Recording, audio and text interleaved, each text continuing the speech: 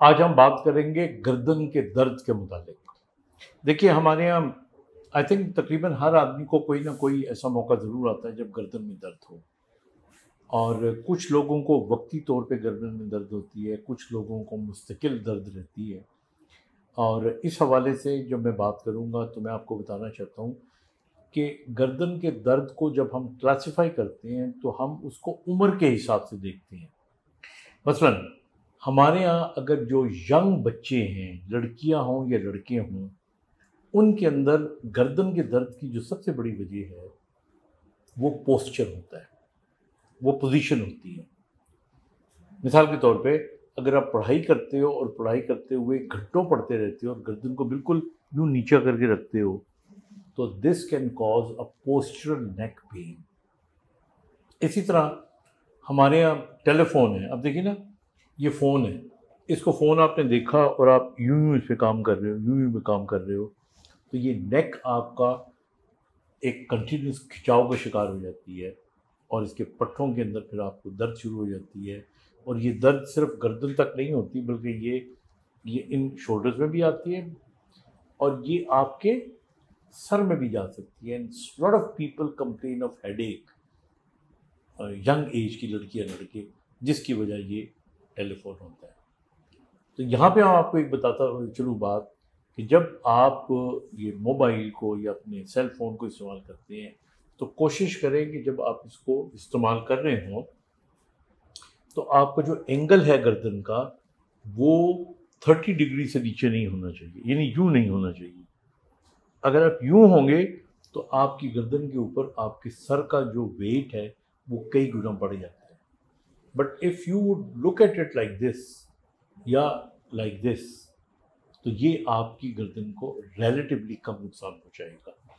इसी तरह मैंने देखा है कि लोग रात को सोते हुए जब मोबाइल इस्तेमाल करते हैं तो उसे बिल्कुल गर्दन को झुका के इस्तेमाल करते हैं। उनको चाहिए कि इस एंगल से देखें कि गर्दन इस पोजीशन में नहीं होनी चाहिए, इस पोजीशन में होनी चाहिए। तो ये एक बहुत बड़ी वजह है हमारे यहाँ लड़कियों लड़कों में गर्दन के दर्द की वजह। इस उम्र में हड्डियों को कुछ नहीं होता, इस उम्र में अगर होता है कुछ तो पट्ठों को होता है, और पट्ठे भी पोस्चर की वजह से ख़राब हो जाते हैं। हाँ, एक और चीज़ जो हो सकती है वो ये कि अगर कभी कोई चोट लग गई हो, आप गाड़ी में जा रहे हैं, कोई व्हिप्लैश इंजरी हो गई हो, वो एक अलग बात है। इससे जो बड़ी उम्र के लोग हैं, मिसाल के तौर पे 40-45 साल की उम्र में जिन लोगों को गर्दन में दर्द होता है, इसकी बुनियादी वजह फिर सर्वाइकल स्पॉन्डिलोसिस।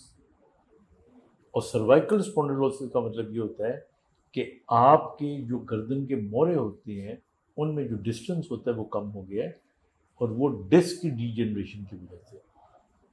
ये उन लोगों में होता है जिनकी ज़िंदगी में जिनका वर्कलोड ज़्यादा होता है, जिन पे स्ट्रेस होता है, फिज़िकल और मेंटल दोनों।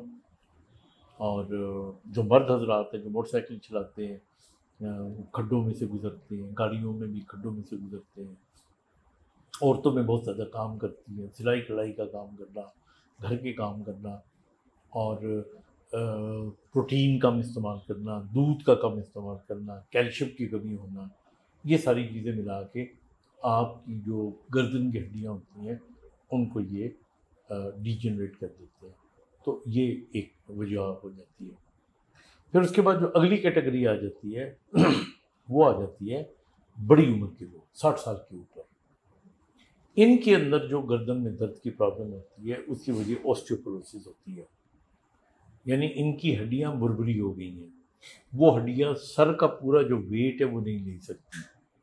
वो बाज़ औक़ात किसी नर्व को भी प्रेशराइज कर सकती है, बाज़ औक़ात नर्व जो गर्दन की वर्टिब्रा है उनकी अलाइनमेंट को ख़राब कर सकती है, बाज़ औक़ात वो पिचक जाती हैं। There is actually a fracture, compression fracture of the cervical vertebra.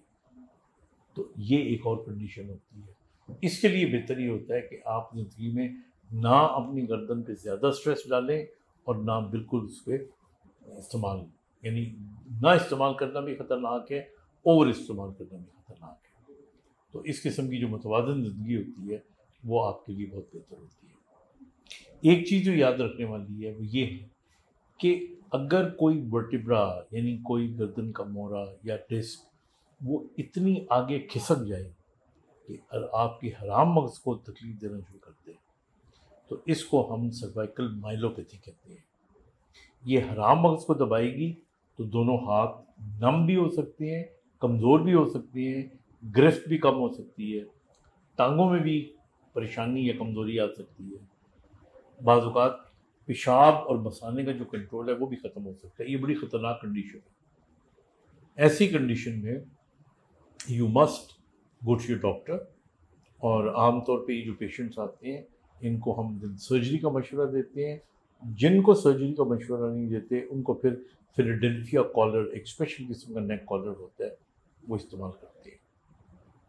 इसी तरह जब कॉलर का जिक्र आया तो मैं आपको बताता चलूँ, हमारे कॉलर का इस्तेमाल लोग खुद ही करना शुरू कर देते हैं। गर्दन में दर्द हुआ तो नेक कॉलर इस्तेमाल कर लिया। नो, अगर आपको गर्दन में दर्द है और आपका दर्द आपके बाजू में रेडिएट कर रहा है तो कॉलर इस्तेमाल करें, और हार्ड कॉलर इस्तेमाल करें। और हर वक्त नहीं करना, जब आपने बैठना है चलना है तब करना है, लेटे हुए नहीं करना। अगर आपको गर्दन घुमाते हुए इधर या उधर दर्द हो रही है तो सॉफ्ट कॉलर इस्तेमाल करें।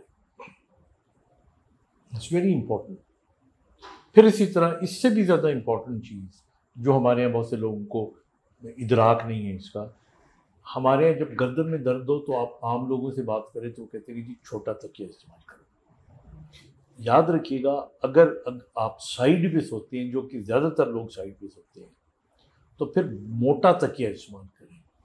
इतना मोटा होना चाहिए कि आपके कंधे से लेके और कान का जो गैप है ये कवर हो। इतना, वरना अगर आप नहीं करेंगे तो आपकी गर्दन यूँ हो जाएगी, तो वो ज़्यादा डैमेज पहुँचाएगी आपको। अगर आप सीधा लेटते हैं तो फिर भले आप जो तकिया है वो छोटा इस्तेमाल करें। इसलिए याद रखिएगा, गर्दन में जिन लोगों को दर्द होता है इसकी रेडिएशन बाजू में आ सकती है। अगर बाजू में आए रेडिएशन तो कॉलर इस्तेमाल करें।